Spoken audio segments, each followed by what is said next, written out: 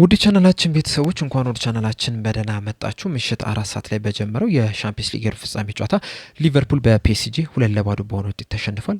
የዚህንም ጨዋታ ማች ሪያክሽን ይዤላችሁ መጥቻለሁ። እስከ መጨረሻ ደቂቃ ድረስ አብራችሁ ቆይታችሁ እንድትከታተሉት በአክብሮት ጋብዛለሁ። እናንተም በጨዋታው ዙሪያ ያያችሁትን ነገር እንዳለ ኮሜንት ሴክሽን ላይ በመጻፍ እንድታሳውቁኝ፣ ሰብስክራይብ፣ ላይክ፣ ሼር እያደረጋችሁም የቻናሉ ቤተሰብ እንድትሆኑ በአክብሮት እጠይቃለሁ። አሁን በቀጥታ ወደ ማች ሪያክሽን የምንገባ ይሆናል። አብራችሁን ቆዩ።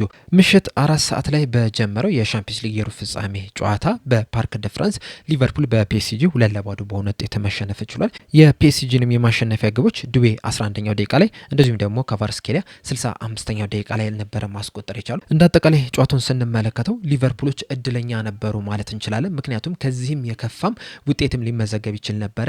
4-2 5-2 ሊሸነፉ የሚችሉባቸውም የተለያዩ እድሎችን መመልከትም እችለናል። ከመጀመሪያው ደቂቃ ጀምሮ እስከ መጨረሻው ደቂቃ ድረስ ፒኤስጂዎች ሙሉ ለሙሉ ጨዋታውን መቆጣጠር ችለው ነበር። በእርግጥ በመሃል ላይ ሊቨርፑሎች ትንሽ ጥሩ የተንቀሳቀሱባቸው አጋጣሚዎች ነበሩ። ነገር ግን እንደ አጠቃላይ 90 ደቂቃውን ከተመለከተን ፒኤስጂዎች ሙሉ ለሙሉ መብለጥ ችሏል። 2-2 ማሸነፍ የሚገባቸው ነበረ። ምናልባትም ልክ እንዳለፈው አመት በጣም ክሊኒካል ቢሆኑ ኖሮ ያገኟቸውን እድሎች ቢጠቀሙ ኖሮ ከዚህም የበለጠም ጎል አስቆጥሮ ሊወጡ የሚችሉበት እድል ነበርና ፒኤስጂዎች በጣም ምርጥ የሚባል ምሽትን ማሳለፍ ችሏል።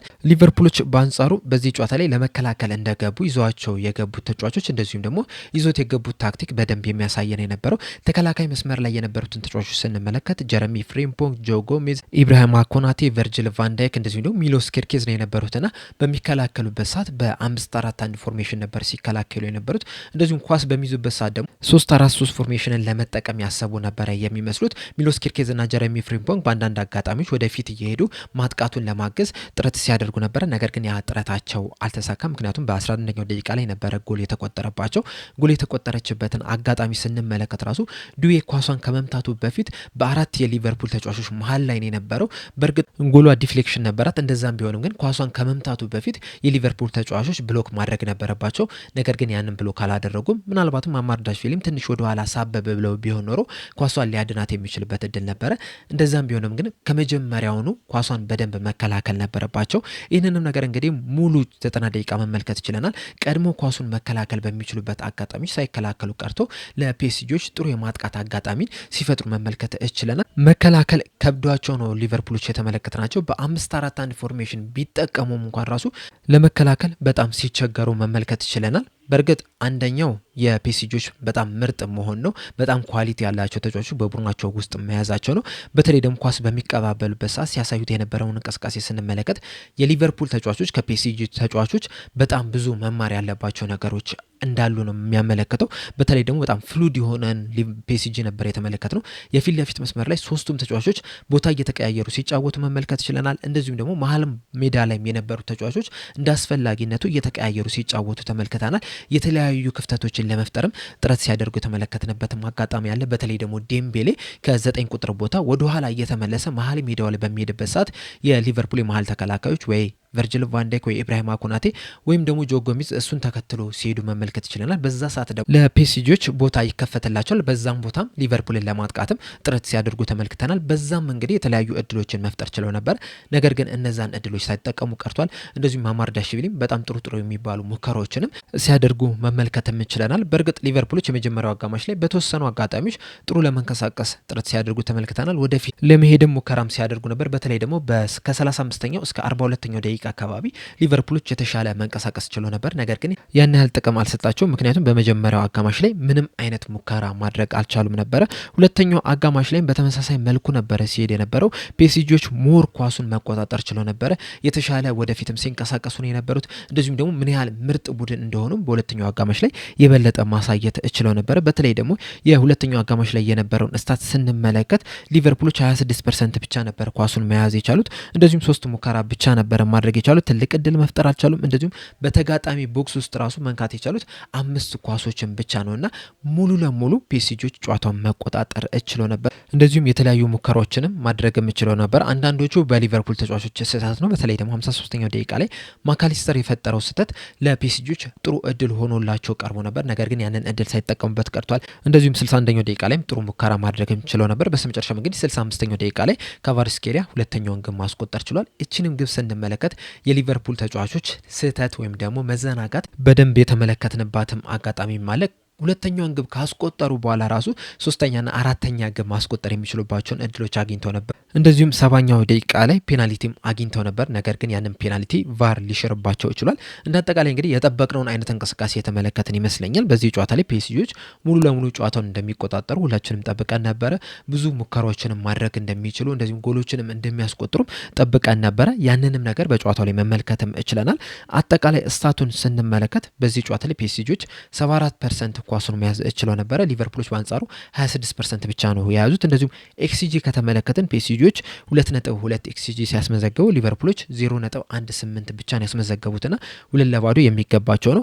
በሙከራ ደረጃም ከተመለከትን ፒኤስጂዎች 18 ሙከራ ማድረግ ሲችሉ ከነዚህ 18 ሙከራዎች ደግሞ 6ቱ ኢላማውን የጠበቀ ሙከራ ነው የነበሩት። ሊቨርፑሎች በአንጻሩ 3 ሙከራዎችን ያደረጉት ነገር ግን ደግሞ ምንም አይነት ኢላማውን የጠበቀ ሙከራ ማድረግ አልቻሉም።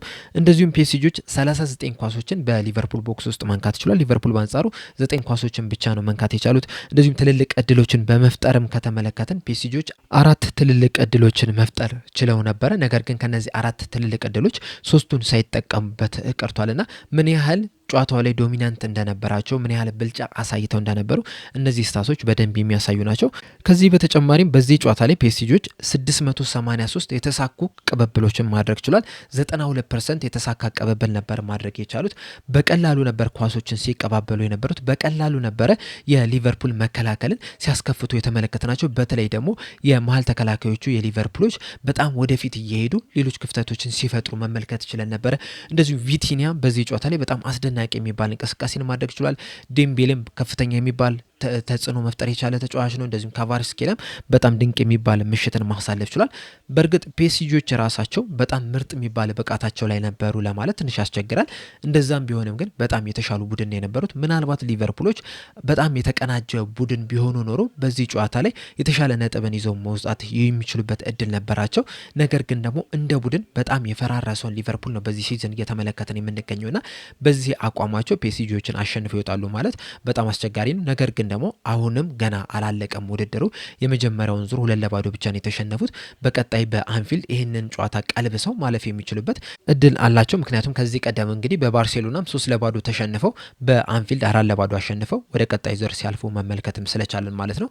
ነገር ግን ከዛሬው ከፒኤስጂ ጨዋታ ግን በጣም ብዙ መማር መቻል አለባቸው። በተለይ ኳስ በሚይዙበት በፍጥነት ለመቀባበል ጥረት ማድረግ መቻል አለባቸው። ዛሬ ከፒኤስጂ ይህንን ነገር ነበር የተመለከትነው። በተለይ ቪቲኒያ ኳስ በሚይዝበት ሰዓት በቀላሉ ያቀበላል። ከዛ ወዲያውኑ ደግሞ ቦታ ቀይሮ ኳሶችን ሲቀበሉ መመልከት ይችላል።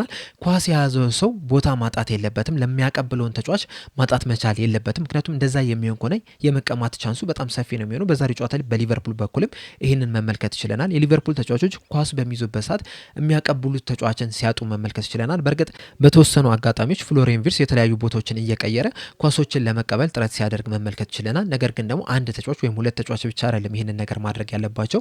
ሁሉም ተጫዋቾች እንደ ቡድን ቦታ እየተቀያየሩ ኳሶችን ለመቀበል ጥረት ማድረግ መቻል አለባቸው። ከዛ ባገኙት አጋጣሚ ሁላ ደግሞ ኳሶችን ወደ ማጥቃት ሂደት መቀየር መቻል አለባቸው። እናም አሁንም ገና ውድድሩ አላለቀም። የመጀመሪያው ዙር ጨዋታ ብቻ ነው የተደረገው። 2-0 ብቻ ነው የተሸነፉትና ይህንን ቀልብሰው ማለፍ የሚችሉበት እድል አለ። ለዚህ ግን በጣም ከፍተኛ ስራ መስራት መቻል አለባቸው። አጠቃላይ ግን ጨዋታውን ከተመለከትን ግን ፒኤስጂዎች 2-0 አይደለም ከዛም የበለጠ ጎል አስቆጥረው መውጣት ይገባቸው ነበረ። ጨዋታው ሙሉ ለሙሉ መብለጥ ችለው ነበረ። ከጨዋታው በፊትም ስንለው እንደነበረ ሊቨርፑሎች ይህንን ጨዋታ እንደሚሸነፉ ሁላችንም ስንገምት ነበረ። ያንንም ነገር በዚህ ጨዋታ ላይ መመልከት ይችላል። ነገር ግን መቆጠር ከሚገባቸው ጎሎች ግን በጣም ጥቂቱ ብቻ ነው የተቆጠረባቸው። 2 ብቻ ነው የተቆጠረባቸውና አሁንም እድል አላቸው ወደ ቀጣይ ዙር ለማለፍ። ያንን ያሳካሉ የሚለው ነገር በቀጣይ ሳምንት በደንብ የምንመለከተው ይሆናል። በዛሬው ጨዋታ ላይ ግን የሊቨርፑል መሸነፍ ያን ያህል የሚያስገርመን አይመስለኝም። እናንተስ በዚህ ጨዋታ ላይ የተሰማችሁ ስሜት ምንድነው? የሊቨርፑል መሸነፍ አስገርሟችኋል ወይ? የሊቨርፑልን እንቅስቃሴ እንዴት ተመለከታችሁት? በጣም ደካማ የሚባል እንቅስቃሴ ነው የነበረው። በተለይ በመከላከል ረገድ ይዘውት እንደገቡት የቁጥር ብዛት አንጻር ከዚህ የተሻለ ነገር ማድረግ ይገባቸው ነበረ። እንደዛም ቢሆንም ግን 2-0 በሆነ ውጤት ተሸንፏልና በዚህ ዙሪያ ያላችሁ ሀሳብ ምንድነው? ሀሳባችሁ እንዳለ ኮሜንት ሴክሽን ላይ በመጻፍ አሳውቁኝ። ለአሁን እኔ እዚህ ላይ አበቃው። በቀጣይ በሌላ እስከምንገናኝ ድረስ ሰብስክራይብ፣ ላይክ፣ ሼር ማድረግ እንዳትረሱ። ቸር ያቆየን።